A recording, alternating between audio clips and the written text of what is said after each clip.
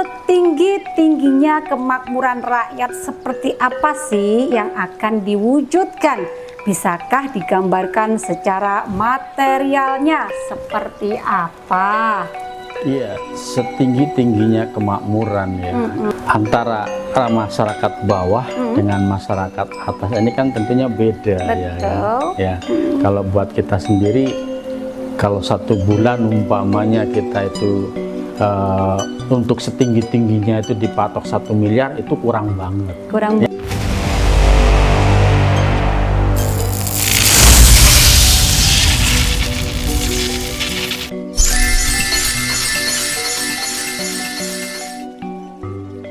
Insun Rahayu Balaria Waluya Asma Pangestu Hibar Pangriksa. Salam, segala salam. Pemirsa, jumpa lagi dengan saya Nyimas Dewi Larasati dan masih bersama narasumber tercinta kita, beliau Kang Raga. Kang Raga sehat? Puji mana? Sehat selalu. Sehat selalu, tambah ganteng, tambah muda dan tambah segalanya. Amin. Terutama rezekinya ya Kang Raga. Gimana? Dan kami selalu mendoakan pemirsa setia channel Prabu Ratu juga sehat selalu, tambah banyak rezekinya dan awet muda. Amin. Itu kan yang penting pemirsa ya. Nah, pada pembahasan kali ini kita akan diajak berhayal bersama-sama ceritanya Kang Prabu. Kang Prabu, ini kita mau berhayal lagi nih Kang Prabu. Iya, sebab banyak netizen yang berkomentar kalau kita sedang berhalusinasi. Ya, di samping juga karena apa yang terjadi dalam hidup dan kehidupan ini bisa dibilang 80%-nya dari suatu khayalan Kang Prabu ya. Khususnya saya yang sering menganggap apa yang Kang Prabu sampaikan, saya merasa saat itu adalah suatu khayalan belaka Kang Prabu. Jadi mohon maaf ya, itu dulu. Namun karena saking seringnya berhayal tersebut terus terjadi gitu loh Kang Prabu, saya jadi terbiasa dan menjadi suatu keyakinan bahwa apa yang Kang Prabu sampaikan cepat atau lambat pasti terjadi. Uji mana? Ya, apalagi setelah saya terus menggali dan mendalami spiritual, saya semakin dan menjadi semakin paham proses terwujudnya suatu kehendak. Puji mana lagi Kang Prabu. Ya. Nah, satu, dalam hal visi misi terwujudnya setinggi-tingginya kemakmuran rakyat, apakah Bocah Angon bersama tim juga memiliki program-program cadangan? Artinya jika program A gagal, maka akan beralih ke program B. Jika program B gagal, maka akan beralih ke program C dan seterusnya. Mangga silahkan Kang Prabu untuk dijelaskan. Siap. Iya, mengenai halusinasi dulu ya. Iya Kang Prabu. Ya memang segala sesuatu itu yang terjadi ya. Ya sejauh yang saya ketahui itu ya memang berawal dari suatu khayalan. Khayalan ya. Dari suatu khayalan, menghayal ya, kemudian dikonsep ya. Dikonsep kemudian diprogram ya untuk diwujudkan. Ya tentunya dengan suatu mekanisme proses tentunya kan. Prosesnya bermacam-macam. Juga berlika-liku. Betul. Semuanya dari khayalan gitu loh ya. Khayalan yang baik-baik, yang indah-indah tentunya itu yang bagus ya. Bukan khayalan-khayalan yang sifatnya merusak gitu. Siap. Itu berkaitan dengan halusinasi. Siap. Ya jadi ya bersyukurlah buat kita yang nonton suatu khayalan, ya, suatu tayangan yang sifatnya di situ khayalan, tapi kita tetap mengaminin gitu loh. Betul, ya. Kang Prabu. Karena itu akan terjadi pada diri kita. Betul. Gitu loh. Ya. Siap. Jadi kalau kita berpikir buruk, ya kan, mendoakan yang buruk, itu pun nanti akan terjadi pada diri kita sendiri. Ya. Betul. Jadi ya sangat merugi sekali gitu kan. Betul. Ya. Jadi mending kalau tayangan itu baik, ya, memang itu merupakan masa depan yang bagus buat diri kita, ya juga. Tidak merugikan juga, ya. Toh tidak rugi juga kita mengaminin gitu loh ya. Apa susahnya cuma mengaminin saja gitu loh ya. Ya berkaitan dengan tadi program-program dari Jangon, ya. Apakah ada plan A, plan B atau plan C gitu ya. Betul, Kang Prabu. Sebagaimana suatu program yang ada di umum ya. Betul. Kan selalu ada plan A, plan B, plan C. Betul, Ya. Kang Prabu. Nah, sejauh yang saya ketahui untuk program-program Bocah Angon itu tidak ada seperti itu gitu loh, ya. Jadi tidak ada plan A ya ini untuk apa yang diutamakan, kemudian ada plan B untuk cadangannya, itu tidak ada. Tidak ada, Kang Prabu ya. Ya. Apa yang dilakukan oleh sang Bocah Angon ini selalu totalitas. Ya. Jadi mencapai suatu tujuan ya totalitas di situ, fokus di situ gitu ya. Jadi sejauh yang saya ketahui ya tidak ada program cadangan, itu tidak ada ya. Kalau ini gagal ya, ini berarti sudah menganggarkan istilahnya ya kan, sudah menganggarkan kalau gagal. Ini kan berarti nggak yakin gitu kan, ya. Karena sudah mempersiapkan kegagalan gitu. Iya, jadi persiapkan. Sudah dipersiapkan. Berarti kemungkinannya itu ya 50-50 gitu, seperti itu gitu kan. Enggak 100% gitu loh. Nah, sejauh yang saya ketahui ya, program-program dari Bocah Angon ini mengikuti alur energi dari hati, dari mana suci gitu loh ya. Dari mana suci dikerjakan dengan sepenuh hati, dengan segenap hati gitu kan, dengan seoptimalnya gitu loh ya. Jadi tidak ada yang namanya apa planning ABC gitu. Planning ABC itu enggak ada. Yang ada itu mengoptimalkan gitu loh. Mengoptimalkan segala sumber yang ada gitu loh ya kan. Oh, sumber mana yang mungkin bisa dioptimalkan lebih dulu ya kan. Dimaksimalkan dulu, yaitu kita optimalkan dulu gitu loh. Yang saya ketahui seperti itu gitu loh ya. Jadi tidak ada persiapan ya. Persiapan untuk suatu kegagalan ya. Kemudian disiapkan planning berikutnya atau planning yang lain itu tidak ada ya. Kalaupun banyak planning berarti ya memang datangnya bersamaan sesuai alur energi, Kang Prabu ya. Betul, jadi mengikuti alur energi ya, dari Sang Manah Suci ya, atau dari hati gitu loh. Jadi betul-betul kerjanya atas dasar hati, bukan akal-akalan gitu loh ya. Walaupun kita kadang juga nggak sempat, pikiran kita nggak nyampe. Iya, Kang Prabu. Ya kadang secara lahirnya sendiri Sang Bocah Angon juga mungkin tidak ini juga gitu kan, nggak nyampe juga ya, karena hanya mengikuti gitu alur energi gitu. Gerak hatinya itu diikutin gitu. Oh begini. Kadang baru memahaminya itu setelah dikerjakan gitu loh. Itu baru memahamin. Ya sama seperti kita pun kan seringkali mengalami seperti itu. Kita baru paham setelah kita melakukan. Setelah kita mengalami atau kita melakukan itu baru kita paham. Oh maksudnya seperti ini toh. Ya. Yang penting kita eksekusi gitu dulu gitu Kang Prabu ya. Ya betul. Nah kecuali program-program yang memang itu sudah ditangani oleh suatu sistem ya kan, itu ya memang kerja akal yang betul-betul terstruktur, terorganisir ya kan, karena itu kan melalui birokrasi yang sangat panjang ya kan?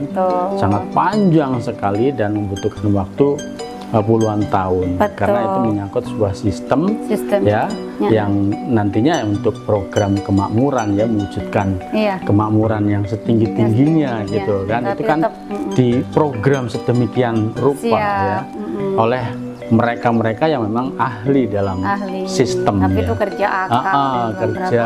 Kerja akal, kerja teknologi, ya, ilmu pengetahuan gitu.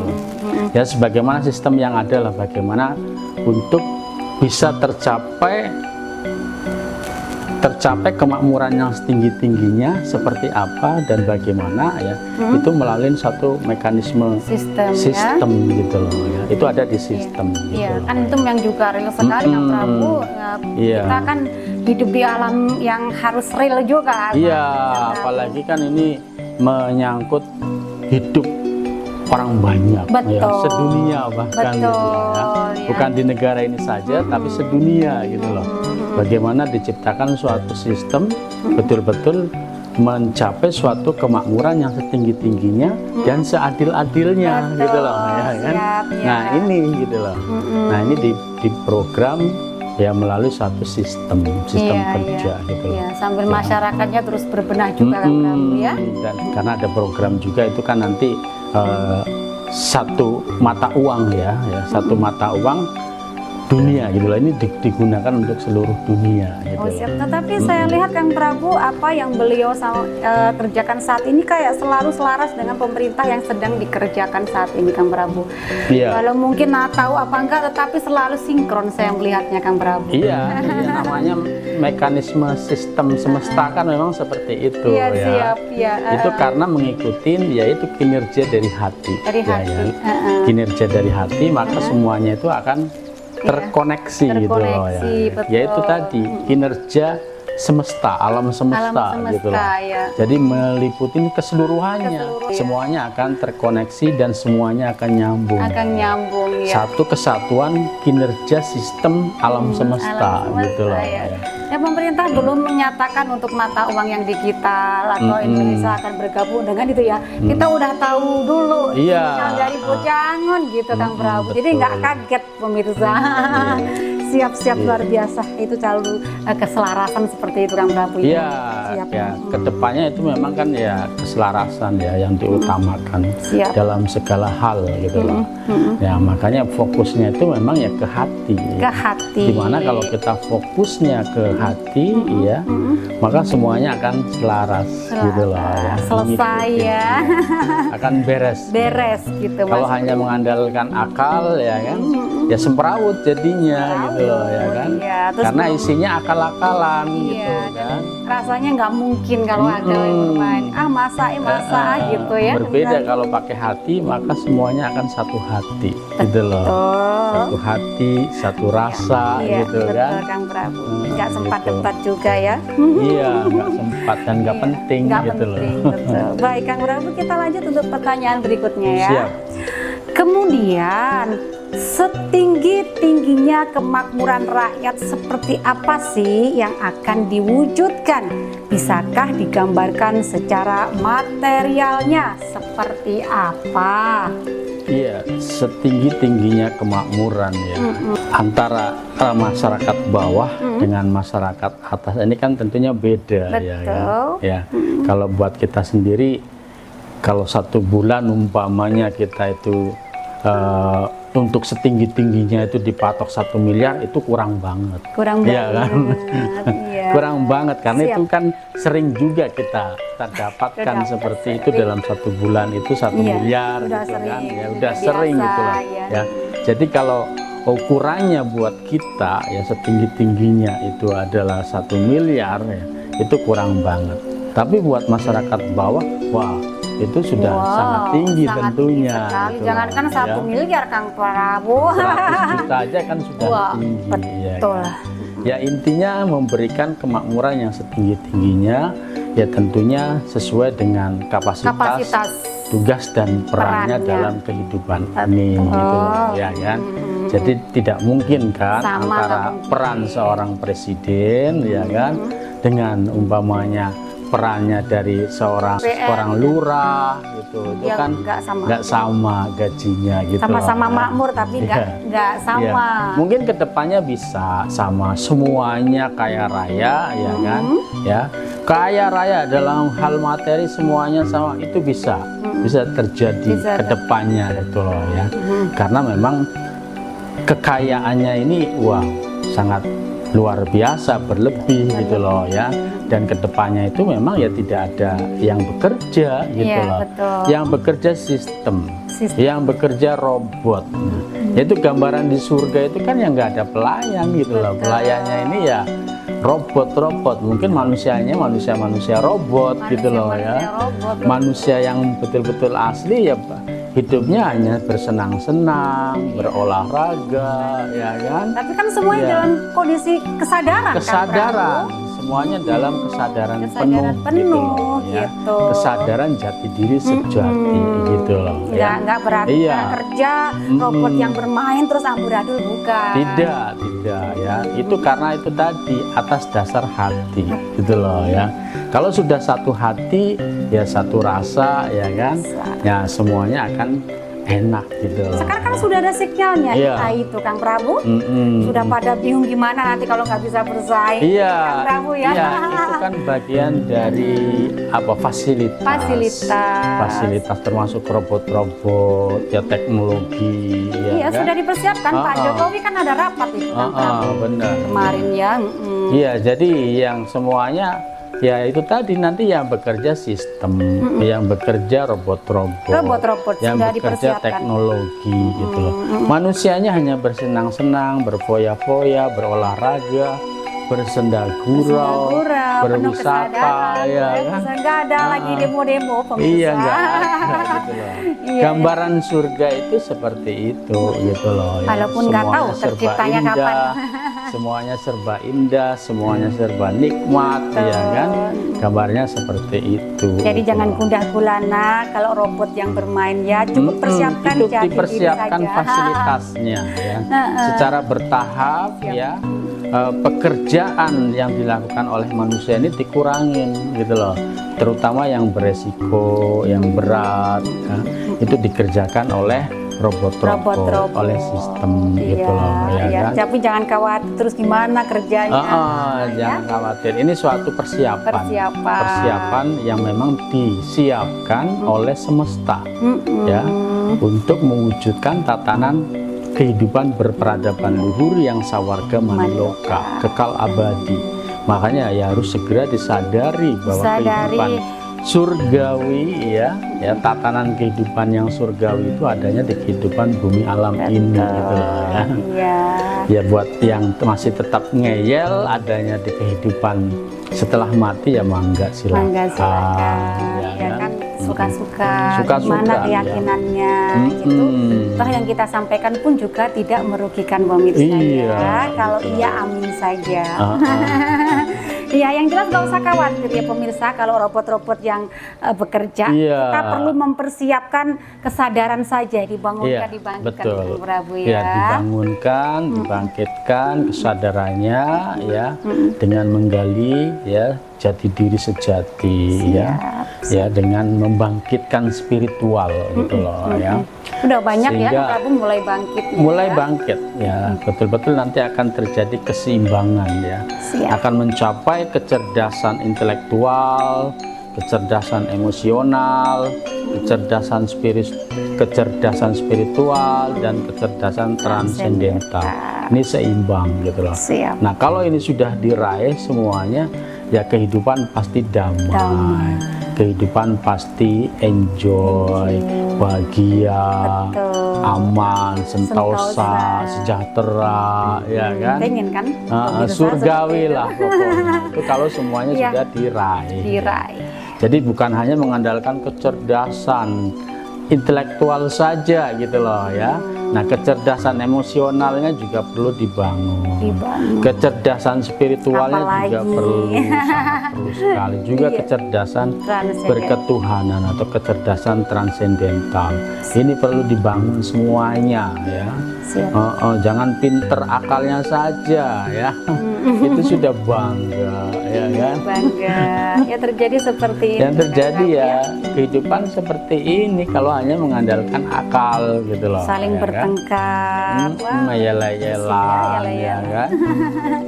Baik Kang Prabu, kita lanjut ya pertanyaan yang ketiga ini Kang Prabu. Kemudian di tayangan sebelumnya yang berjudul Kekayaan Bocah Angon Siap Dicairkan untuk Mewujudkan Kemakmuran, Ya. Kang Prabu menyampaikan bahwa yang terpenting dari program kemakmuran yang menyeluruh adalah kembalinya jati diri bangsa Nusantara. Ya, ini maksudnya bagaimana Kang Prabu? Sebab banyak klien saya yang bertanya, mohon dijelaskan. Gitu. Iya. Kembalinya jati diri bangsa Kembalinya Nusantara. jati diri bangsa, ya bangsa Nusantara itu dulu kan luar biasa. Siap. Hebat gitu loh. Ya. Jadi kembalinya jati diri itu ya teraihnya kecerdasan tadi. Gitu loh ya, semuanya cerdas, intelektualnya cerdas, Siap. emosionalnya cerdas, spiritualnya cerdas, transendentalnya cerdas. Siap. Nah ini nanti betul-betul akan kembali menggunakan jati diri yang sejati gitu ya. Nah kalau selama ini yang terjadi ya ini kan bukan jati diri gitu loh ya kan, karena mentalitas yang ada ya di negara ini ya, ini mentalnya itu mental apa ya, mental jongos gitu loh ya kan, mental jongos, mental kere gitu loh ya kan. Makanya dikasih kedudukan sedikit ya, inginnya korupsi ya kan, rakus gitu loh, kayak tikus gitu loh kan, grogotin senangnya. Ini mentalnya gitu loh ya. Ini bukan suatu kekuatan jati diri kalau seperti ini gitu loh ya kan. Nah makanya perlu ini dibangun dulu gitu loh ya, kekuatan jati dirinya, kembali kepada jati diri sejati, jati diri bangsa Nusantara yang sebenarnya gitu loh ya, yang guyup rukun, saling tolong menolong, bergotong royong, ramah tamah, ya, harmonis, ya kan? Ini kan sudah tidak pernah didapatkan lagi ya. Dulu saya waktu masih kecil itu, masya Allah hidup di kampung itu enak banget ya. Betul, saya masih sempat merasakan masih itu, Kang kan? Prabu ya. Kita ada sayur di tetangga, bawa piring makan, itu sudah biasa dulu. Sekarang susah ditemukan ya. Nah makanya itu perlu dikembalikan ya, jati diri bangsa yang someah ya kan, someah betul ya, yang saling tolong menolong, bergotong royong, bantu membantu, bahu membahu ya kan, itu dikembalikan lagi gitu loh ya. Nah itu kalau sudah kembali seperti itu, mentalnya betul-betul juga mental strong, kuat, mental seorang raja, ya kan, ya, yang tidak bukan mental tikus, ya, yang suka menggerogot, ya, suka merugikan, ya, merugikan masyarakat, merugikan bangsa, merugikan negara, gitu kan. Nah, betul-betul kembali kepada jati diri yang sebenarnya. Wah, ini itu maksudnya seperti itu. Ini sudah nggak bisa dinilai dengan uang, Kang Prabu. Iya, gitu loh. Nah, selama ini ya di kami, di kita ya, di Paguron Sah Bandar Karimadi ini dibentuk mental-mental seperti itu. Betul. Nah, mereka-mereka ini yang menjadi para pamukas warga Maniloka gitu loh, ya. Siap, Kang Prabu. Ya. Ini pertanyaan terakhir, Kang Prabu ya. Siap.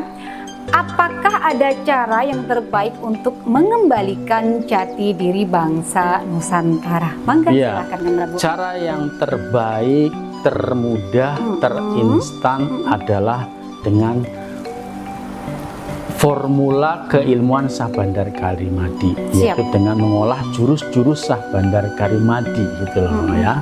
Ini sudah sering kali kita bahas. Betul. Ya. Jadi dengan bergabung ya di keilmuan Sah Bandar Karimadi atau di Paguron Sah Bandar Karimadi, kemudian nanti mengolah jurus-jurus Sah Bandar Karimadi, ada jurus inti air, inti api, inti tanah, inti angin, dan inti nyawa, maka itu akan instan membentuk jati diri, mengembalikan jati diri yang selama ini hilang gitu loh ya. Seperti itu ya, ya jadi ya mangga bergabung saja kalau ingin segera bangkit jati dirinya ya, kembali kepada jati diri bangsa yang besar ya, yang dihormati dan dihargai oleh bangsa-bangsa lain, ya harus dengan menjalankan keilmuan Sah Bandar Garimadi ini gitu loh. Siap ya Kang Prabu, penjelasannya sangat komplit dan benar-benar itu membuat saya semakin sadar, semakin wah betapa bahagianya kita sudah selama ini menjalankan keilmuan akhir zaman menuju surga Maniloka. Betul. Ya. Baik Kang Prabu, untuk pembahasan kita pada malam hari ini saya rasa cukup Kang Prabu ya. Siap. Lain waktu, lain kesempatan kita akan tetap kupas kuak lagi untuk akhir zaman ini, keilmuan akhir zaman. Siap, siap. Hatur nuhun, anu kasuhun. Sami-sami hatur nuhun. Pemirsa, untuk perjumpaan kita pada malam hari ini saya rasa cukup sampai di sini. Lain waktu, lain kesempatan kita akan jumpa lagi. Kalau pemirsa ingin request apa yang mau dibahas, mangga silahkan DM atau komentar di bawah ini. Hatur nuhun, anu kasuhun. Salam segala salam. Insun rahayu, balarya waluya. Asma pangestu, hibar pangriksa.